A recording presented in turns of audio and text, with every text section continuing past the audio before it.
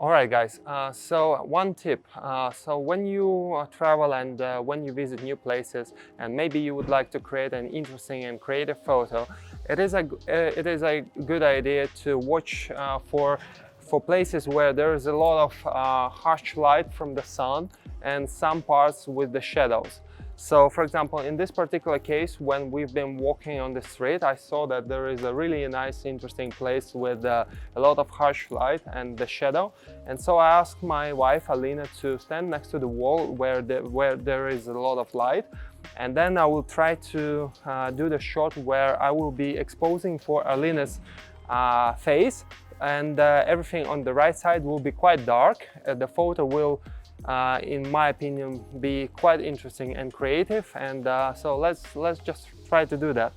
I will be starting with my aperture at 6.4, my ISO at 250, and my shutter speed will be at 1250, but I will do the adjustments accordingly. Okay, so right now the photo is overexposed with the settings I just mentioned, so I will leave my aperture and my ISO as it is. I will only be adjusting the shutter speed. So the shutter speed at 1600 looks pretty decent to me. Yeah, I like the result. So I will just move a little bit. And I will also ask Alina just look at me just a little bit. Yeah, like so. Yeah, just move your head from one location to the other one, just to create different variations of the same photo.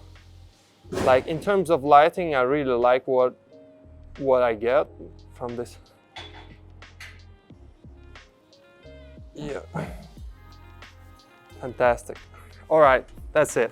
So in the end, this is what we got straight out of the camera.